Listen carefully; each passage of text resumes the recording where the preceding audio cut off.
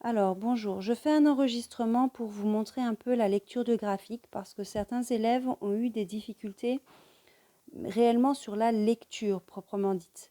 Alors, je grossis un petit peu pour vous mettre sur le document. Bon, voilà. Voilà.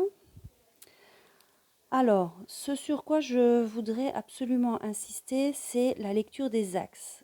Alors, certains se sont un petit peu fourvoyés en décrivant la courbe parce qu'elle est graduée de 0 à 90. Ici, c'est la perte d'audition en décibels. Elle est graduée de 0 à 90, c'est-à-dire dans le sens croissant. Mais vous voyez que ce sens, il est vers le bas. Du coup, quand vous lisez la courbe, vous pouvez dire que ça diminue. Mais c'est faux, ça ne diminue pas puisqu'on passe de 20, ici par exemple, vous voyez, on va passer à 80. De 20 à 80, c'est une augmentation. Donc on a une augmentation de la perte d'audition.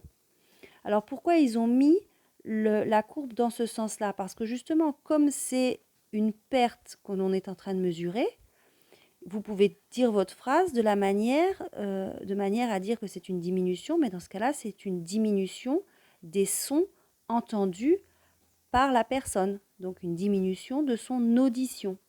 Donc il faut faire très attention que votre phrase soit complète, parce que si vous faites des phrases un petit peu floues, comme ça diminue, ben, on ne sait pas de quoi vous parlez, et dans ce cas-là, la phrase ne peut pas être exacte, parce que ce qui diminue, c'est l'audition elle-même, c'est-à-dire la quantité de son que la personne entend, mais par contre, la perte d'audition, donc ce qui est mesuré, augmente, puisque la graduation est inverse. Ça va pour tout le monde?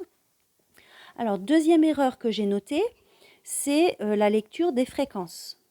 D'accord? La notion de fréquence, ça permet de déterminer parmi les sons graves, qui auront donc une petite fréquence, ici 125, 250, donc des petites fréquences pour les sons graves, alors que les sons aigus sont des sons à haute fréquence. Donc faites bien attention quand vous rédigez votre phrase, de bien dire que vous parlez de la fréquence, pour parler de sons graves et de sons aigus, et que vous parlez bien de la quantité de son, c'est-à-dire du volume sonore, quand vous utilisez l'unité des décibels qui est ici sur l'autre axe. Il ne faut pas vous tromper. Alors la première question du QCM, une des questions du QCM, je ne sais plus laquelle c'est, on vous demande quelle est la perte d'audition des deux individus. Donc monsieur X, le trait continu, ou l'individu témoin, le trait discontinu. La perte d'audition, elle est bien de, et on descend, on lit sur l'axe ici, 20 décibels pour monsieur X. Monsieur X a perdu 20 décibels d'audition, alors que l'individu témoin a perdu, on peut dire à peu près 18 décibels. Et ceci est valable dans la première partie du graphique. Ici, c'est constant pour les deux jusqu'à une fréquence de 500 Hz.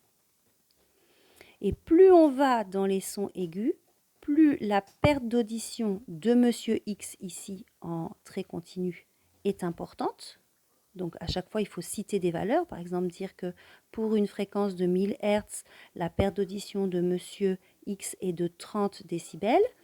Pour une fréquence de 2000 Hz dans les sons aigus, la perte d'audition de monsieur X est de 50 décibels. Et enfin, dans les sons plus aigus encore, à 4000 Hz, la perte d'audition de monsieur X ici est de 80 décibels.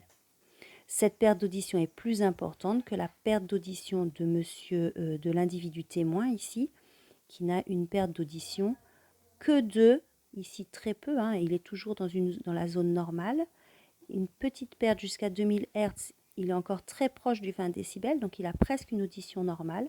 Et la personne de 60 ans a une perte d'audition importante dans les sons aigus entre 2000 et 4000 Hz. D'accord? Puisque là, il va perdre jusqu'à 50 décibels de niveau d'audition.